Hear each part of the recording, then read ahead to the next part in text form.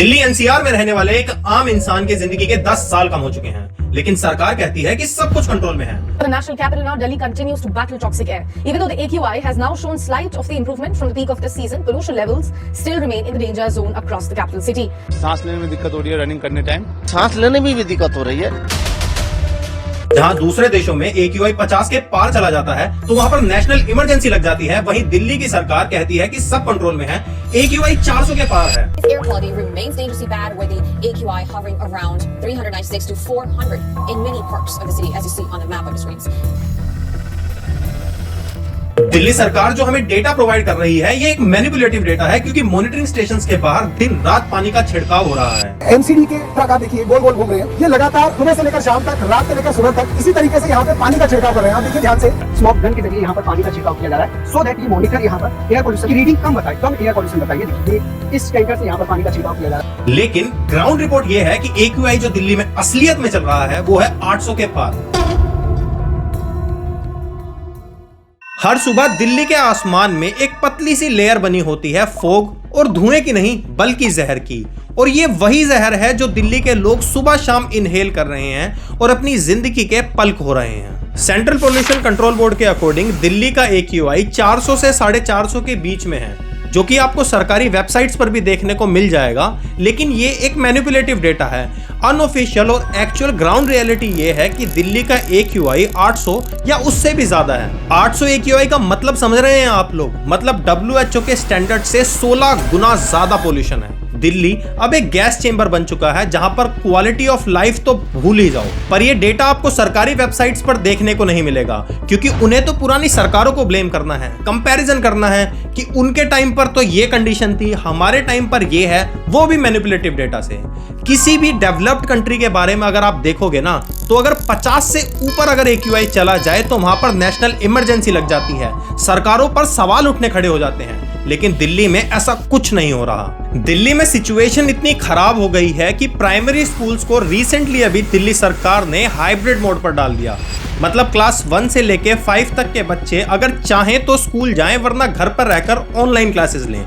PT और outdoor activities को completely ban कर दिया गया है, जो कि जरूरी भी है। अब दिल्ली का हर एक बच्चा मास्क लगाकर घर पर बैठ चुका है। लेकिन पॉलिटिशियंस क्या कर रहे हैं? वो ये काम कर रहे हैं कि अपने मिनिस्टर्स और अपनी सरकार में 5-5, 6-6 लाख के एयर प्योरीफायर बांटे जा रहे हैं, ताकि उनके मिनिस्टर तो कम से कम सेफ रहें, आम जनता रहे न रहे। लेकिन इन सरकारों ने आम जनता के लिए क्या किया, चलिए उस पर नजर डालते हैं। गवर्नमेंट रिपोर्ट्स बताती हैं कि 2019 से लेकर 2025 तक नेशनल क्लीन एयर प्रोग्राम के तहत, यानी NCAP के तहत 131 सिटीज को साफ और उनको पोल्यूशन फ्री करने के लिए 19,711 करोड़ रुपए एलोकेट किए गए। अब आप लोग तो खुश हो गए होंगे कि सरकार तो कोशिश कर रही है, देखो पैसा भी इन्वेस्ट कर रही है, लेकिन ग्राउंड रियलिटी कुछ और ही है। लेकिन यही गवर्नमेंट रिपोर्ट्स ये भी बताती हैं कि ये पैसा बस आधा ही इस्तेमाल हुआ, कहीं प्रोजेक्ट बीच में रुक गए, कहीं टेंडर पेंडिंग है। मतलब काम हुआ आधा, लेकिन पोल्यूशन और जहर मिला पूरा का पूरा। ये जो पोल्यूशन की समस्या है, ये सिर्फ इंडिया के साथ नहीं है, चाइना के जैसा एक बड़ा देश भी इसको टैकल कर चुका है। 2013 में चाइना के बीजिंग में AQI 800 के पार था। लोग बिना मास्क के घर से बाहर नहीं निकला करते थे, स्कूल्स टोटली बंद थे और हॉस्पिटल भरे हुए थे। लेकिन चाइना ने लिए कुछ कड़े फैसले, और सिर्फ 7 सालों के अंदर चाइना का AQI 800 से 50 पर आ गया। चाइना ने ऐसे 3 मेजर काम किए जिससे उनका पोल्यूशन कंट्रोल में आया। First, industrial relocation. सरकार ने सबसे पहले काम यह किया कि शहर के अंदर जो बड़ी बड़ी इंडस्ट्रीज थी, जो पोल्यूशन क्रिएट कर रही थी बहुत बड़े लेवल पर, उनको बंद किया और शहर के बाहर रिलोकेट किया। Second, 24/7 pollution monitoring system set किया, जिसमें पोल्यूशन का रियल टाइम डेटा सामने आता रहे और पता चले कि कितना पोल्यूशन कम हुआ। Third and the most important, coal and constructions को कंप्लीटली बैन कर दिया। कोल का सब्स्टिट्यूट यानी गैस और इंडक्शन को हर एक घर तक पहुंचाया गया। कंस्ट्रक्शन साइट सारी बंद कर दी गई ताकि पोल्यूशन कंट्रोल हो सके। चाइना ने टोटल $240 बिलियन खर्च किए बीजिंग के पोल्यूशन को कंट्रोल करने के लिए, और रिजल्ट ये रहा कि 2013 से लेकर 2020 तक उन्हें इतना समय लग गया 800 से AQI को 50 पर लाने में। अब इन्वेस्ट तो हमारी सरकार भी करती है, लेकिन सबसे बड़ी दिक्कत यह है कि जितना इन्वेस्टमेंट के लिए बजट एलोकेट हुआ, वो यूटिलाइज हो ही नहीं पाया। और जब दिल्ली की जनता ने एयर पोल्यूशन को लेकर इंडिया गेट पे प्रोटेस्ट चालू किया तो पुलिस आ गई, उन्हें रोकने लगी और अरेस्ट करने लगी, ये बोलकर कि आप लोगों के पास तो परमिशन ही नहीं है। सही बात है भाई, परमिशन तो सरकार के पास है हमारी जान के साथ खेलने की। चलो ये बात भी जान लेते हैं कि दिल्ली के इतने भारी भरकम पोल्यूशन और इतने हाई AQI का मेन सोर्स क्या है। देखो, जो सबसे बड़ा कंट्रीब्यूटर है ना दिल्ली के पोल्यूशन में, वो है ट्रांसपोर्ट सेक्टर, जो अकेले 50% का कंट्रीब्यूशन देता है। उसके बाद industries, industrial dust, coal based power plant और सबसे महान लोग जो हर एक आदमी कर रहा है दिल्ली के अंदर कम से कम कि कूड़े को जलाना। वो सोचते हैं कि कूड़ा जलाकर तो हमने कितना ही महान काम कर दिया। भाई, आप और ज्यादा नुकसान कर रहे हो तो मत करो, रुक जाओ। अब ये चीज बंद तो की जा सकती है, लेकिन ये सब इतना आसान नहीं है, क्योंकि लाखों लोगों की रोजी रोटी इसी से चल रही है और सरकार के पास भी वैसे पॉलिटिकल विल थोड़ी कम ही है। हाँ, कंट्रोल हो सकता है अगर ओल्ड डीजल व्हीकल्स पर कंप्लीटली बैन लगा दिया जाए, ईवीज को और प्रमोट किया जाए, कंस्ट्रक्शन साइट्स के लिए एक स्ट्रिक्ट रूल बनाया जाए और जितनी भी शहर के अंदर इंडस्ट्रीज हैं उन्हें शहर के बाहर शिफ्ट किया जाए। लेकिन समस्या इतनी सी नहीं है कि दिल्ली सिर्फ अपनी हवा की वजह से परेशान हो, अपने लोगों की हरकतों की वजह से परेशान हो। दिल्ली शहर में पोल्यूशन दूसरे शहरों से आई हुई पोल्यूटेड हवाओं की वजह से भी बढ़ता है। तो देखो, प्रॉब्लम तो है, लेकिन ऐसा नहीं है कि उसका सॉल्यूशन ही नहीं है। ये सारा डेटा और ये सारी चीजें देखकर लगता है कि सिचुएशन बिल्कुल होपलेस है, लेकिन सिचुएशन होपलेस नहीं है, लोगों का और सरकार का इंटेंट ही नहीं है। अब ऐसा तो नहीं है कि सरकार के पास पैसा नहीं है, एजेंसीज नहीं है, देश में शहर में लोग पढ़े लिखे नहीं हैं, सब कुछ है, बस लोग करना नहीं चाहते।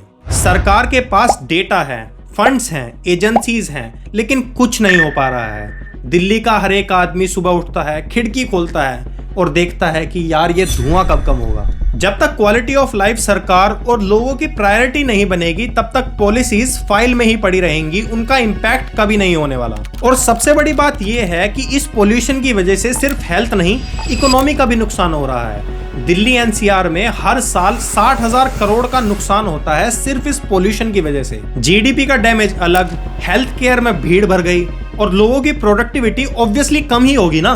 मतलब अगर हवा साफ हो जाएगी तो देश का ही फायदा होगा ना, लेकिन यहाँ पर कुछ फर्क नहीं पड़ रहा, चीजें बस हेडलाइन बन रही हैं। AQI 800 के पार जा रहा है, लोग प्रोटेस्ट कर रहे हैं तो उन्हें उठा लिया जा रहा है, कुछ नहीं हो रहा, बस डेटा मैनिपुलेट हो रहा है। एक और शॉकिंग चीज, पोल्यूशन सिर्फ अडल्ट्स की हेल्थ को ही इंपैक्ट नहीं करता, बल्कि दिल्ली NCR में जन्म लेने वाले न्यूबॉर्न बेबीज के लंग एक हेल्दी बेबी की कंपैरिजन में 25 से 30% कमजोर होते हैं। मतलब एक बच्चा दुनिया में आते ही ऑक्सीजन के लोन पर चला जाता है। डॉक्टर इसे ट्रीट कर सकते हैं पर क्योर नहीं, क्योंकि जहर तो हर एक सांस में लिया जा रहा है। तो अब आप सोचो कि एक पूरी की पूरी जनरेशन ही कमजोर लंग्स के साथ स्टार्ट करेगी, तो आने वाले 20 सालों बाद देश की कंडीशन क्या होगी?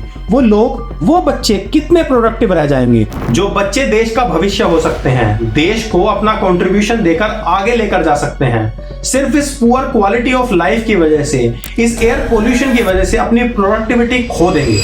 गवर्नमेंट के पास कोई लॉन्ग टर्म प्लान नहीं है, कोई रोड मैप नहीं है इस पोल्यूशन को कम करने के लिए। बस इमरजेंसी रिस्पॉन्स करते हैं कि प्रोटेस्ट करने वालों को उठा लो।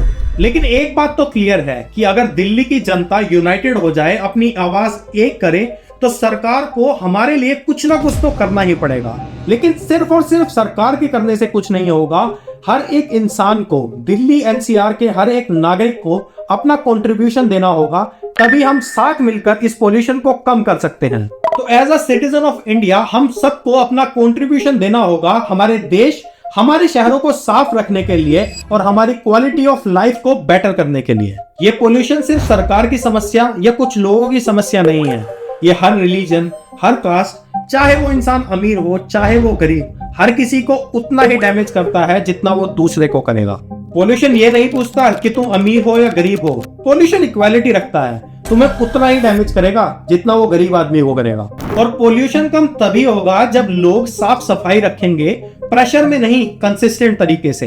ये नहीं कि अभी पोल्यूशन कम करना है तो सफाई करो, पोल्यूशन कम करने की कोशिश करो, व्हीकल्स कम इस्तेमाल करो, ऐसा नहीं है। इसकी कंसिस्टेंसी बनाने की बहुत ज्यादा जरूरत है।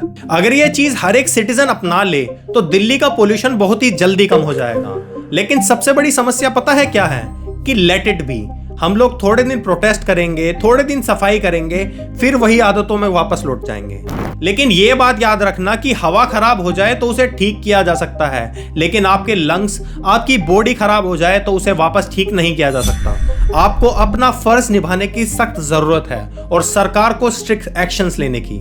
हमारा कॉन्स्टिट्यूशन भी कहता है कि we the people of India, यानी हम ही इंडिया हैं, तो हमसे ज्यादा यानी आम जनता से ज्यादा पावर किसी भी पॉलिटिशियन के पास नहीं है। तो हमारे शहर को, हमारे देश को साफ और हमारे देश की क्वालिटी ऑफ लाइफ को इंक्रीज करना हमारे ही हाथ में है।